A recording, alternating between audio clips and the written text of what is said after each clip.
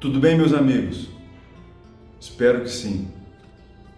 Olha só, hoje nós continuamos nosso estudo e nós paramos na prova bíblica da existência de Deus. Mas antes, deixa eu me apresentar. Eu sou Moisés, mineiro, botafoguense, casado com a Patrícia, pai do Mateus e da Esther, e pastoreio aqui no interior do Mato Grosso, essa terra abençoada por Deus, ok? Então vamos lá. Nós paramos ontem na prova bíblica da existência de Deus e nós precisamos, em primeiro lugar, as reflexões aqui com o nosso autor, o Luiz Berkoff, lembrar de uma questão muito importante para a teologia. Apesar de nós acreditarmos que existem provas racionais da existência de Deus, nós precisamos entender que sem a fé é impossível crer ou entender ou perceber que Deus existe. Ou seja, não é possível por mera demonstração racional, demonstração lógica, chegar à conclusão apenas do ponto de vista lógico, racional, filosófico, que Deus exista. Então, nós precisamos colocar uma coisa bem clara aqui. Entre as várias formas de conhecimento, ou formas de se obter conhecimento, nós vivemos num tempo que elegeu a racionalidade como prova final, ou método final para saber se uma coisa é ou não é. Junto agora na pós-modernidade nós temos aquilo que a gente sente, as verdades pessoais. Mas sempre tem que entender isso, que do ponto de vista bíblico existem provas de que Deus existe. Agora, apenas pelo raciocínio lógico nós não vamos chegar a essa conclusão. Por quê? Porque a fé é o elemento indispensável para que se acredite e se entenda na medida humana, da cogniscência humana, que Deus existe. Ou seja, nós precisamos entender aquilo que o Dr. Kuyper, que o Berkoff cita, uma frase interessantíssima, diz assim, a tentativa de provar a existência de Deus ou é inútil ou é um fracasso. É inútil se o pesquisador acredita que Deus recompensa aqueles que o procuram. É um fracasso se se trata de uma tentativa de forçar, mediante a argumentação, ao reconhecimento, num sentido lógico, uma pessoa que não tem esta pistis, que é a palavra grega para fé. Então, o que nós precisamos entender? Como já falamos, a fé é o elemento mais que essencial para além de se crer em Deus, como se fazer teologia bíblica. Agora, o cristão, ele aceita a existência de Deus como experiência pela fé, não é? Não é uma fé cega, não é uma fé sem provas, é uma fé que crê nas informações da Escritura. E aí, eu queria dizer assim para você claramente, é impossível querer provar a alguém que não crê que a Bíblia é a palavra de Deus, que Deus exista. Porque a base para se colocar a existência de Deus como algo objetivo é a palavra de Deus. Se a pessoa não crê na palavra de Deus, não tem base para se conversar. Pode-se falar também da experiência humana, mas como a experiência humana pessoal é muito subjetiva, o outro a quem eu quero convencer, ele não é obrigado a acreditar em algo subjetivo. Tem provas filosóficas, vamos ver daqui a pouco. Tem provas históricas. mas objetivamente, como fé é um dom de Deus, sem fé na Escritura, é impossível mostrar que exista o próprio Deus. E aí vamos partir para a parte bíblica. Temos que entender que biblicamente não há uma definição lógica, sistemática da existência de Deus. Vamos agora para alguns textos bíblicos. Por exemplo, Hebreus 11:6 é a declaração que a gente tem bíblica que seja a mais aproximada de uma declaração objetiva. Diz assim: é necessário que aquele que se aproxima de Deus creia que Ele existe e que se torna galardoador daqueles que o buscam.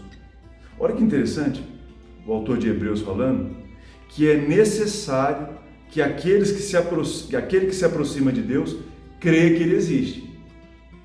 Porque se você tentar se aproximar de Deus sem a crença de que Ele existe, essa aproximação é inválida.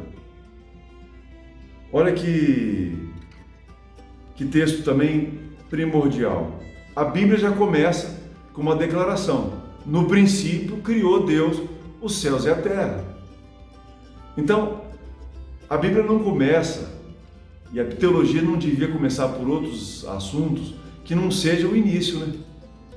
Olha o primeiro texto: no princípio criou Deus os céus e a terra.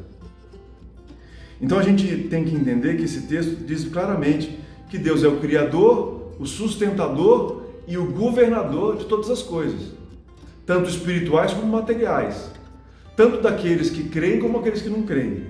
Deus governa tanto indivíduos, como diz o Beckhoff, e nações. O conhecimento de Deus não é algo que vem pronto, ele é um processo. Olha o que diz o texto de Oséias 6:3. Conheçamos e prossigamos em conhecer o Senhor.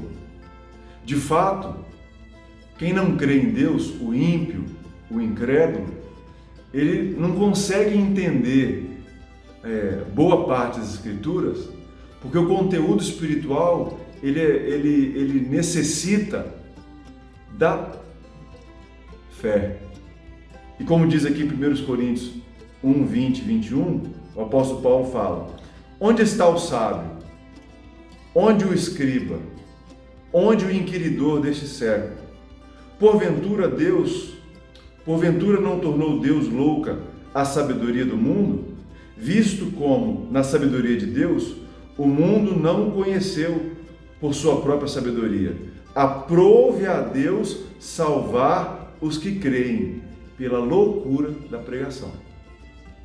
Ou seja, nós precisamos entender que, do ponto de vista bíblico, o real conhecimento sobre Deus só pode vir ao ser humano quando ele tem fé. E nós sabemos que a fé é um dom de Deus. Vamos passar agora para aqueles que negam a existência de Deus. A gente precisa lembrar, assim, tanto do estudo de antropologia religiosa, religiões comparadas, os relatos dos missionários, que eles perceberam que em todas os tipos de sociedade, tribos, grupos, até os mais remotos, em vários níveis de civilização, como nós conhecemos do uso da tecnologia, eles encontraram a ideia, eles encontraram imerso dentro do indivíduo, da cultura desses povos, eles encontraram a ideia de Deus. Apesar disso, apesar de toda essa prova antropológica, essa questão antropológica, existem, obviamente, as pessoas que negam a existência de Deus. Em primeiro lugar, uns negam que Ele exista. Em segundo lugar, outros negam que Ele exista ou que Ele é aquilo que a Escritura cristã diz que Ele é. Ou seja, a forma como ele é revelado na Escritura é uma pessoa de perfeições infinitas, autoexistente, autoconsciente, transcendente, imanente e que realiza todas as coisas conforme o desígnio do seu propósito. Então, entre os ateus nós temos os que simplesmente negam e aqueles que dizem que o Deus que eles negam, que até pode existir Deus, mas que não é esse Deus que tem nas Escrituras, ou uma força superior. Bom, vamos começar pela absoluta, como diz aqui o Berkhof, negação da existência de Deus. A absoluta negação da existência de Deus, apesar dos dados das religiões comparadas, antropológicos, dos missionários, nós precisamos dividir os ateus em duas espécies, os práticos e os teóricos. Os práticos são aquele tipo de ateu que não conta com Deus e vivem como se ele não existisse. E um segundo tipo é o ateísmo de caráter mais intelectual, né? Que tenta provar a não existência de Deus em argumentos objetivos, filosóficos, num processo de raciocínio. O Berkhof tem uma ideia aqui que eu acho que a gente podia discuti-la. Ele diz assim: em vista da semen religiones implantada em todos os seres humanos pela criação do homem à imagem de Deus, é seguro admitir que ninguém nasce ateu.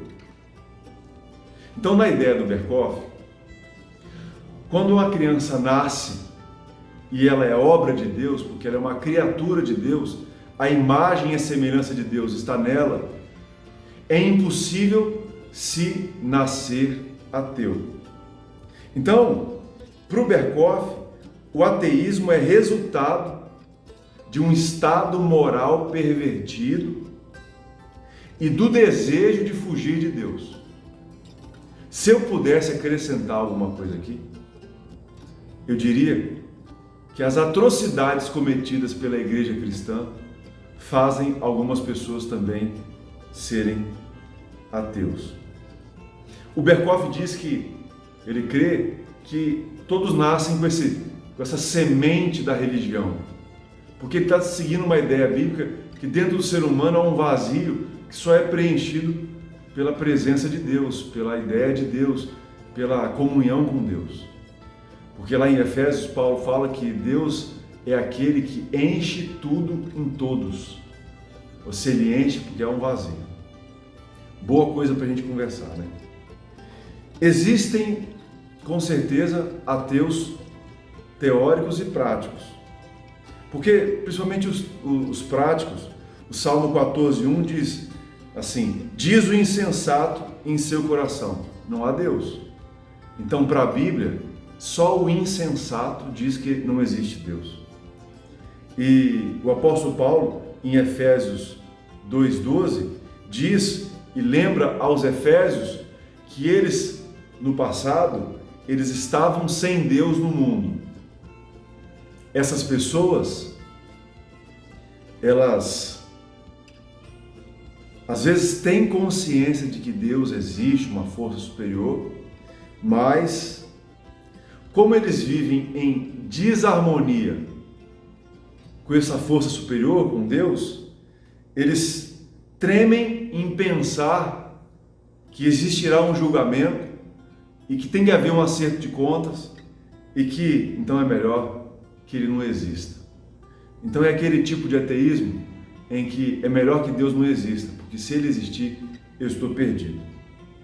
O Berkhof diz assim, parecem ter em secreto o prazer, os teóricos, né, de exibir o seu ateísmo, quando tudo lhes vai bem, mas é sabido que dobram os seus joelhos em oração ou em pedido de socorro, quando a vida entra repentinamente em perigo. Então isso é uma coisa importante.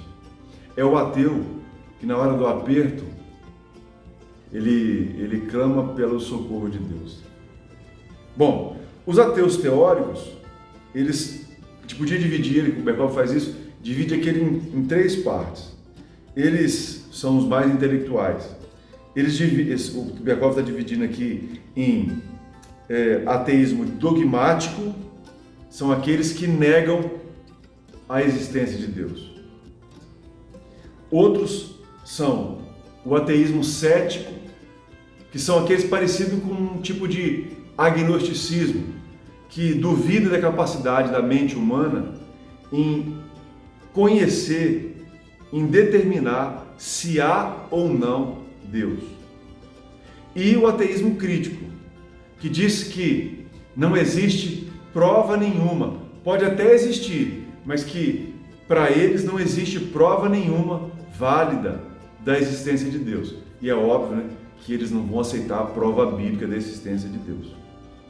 O ateísmo teórico anda muitas vezes de mão dada com o chamado materialismo, porque eles resumem a existência humana àquilo que é palpável.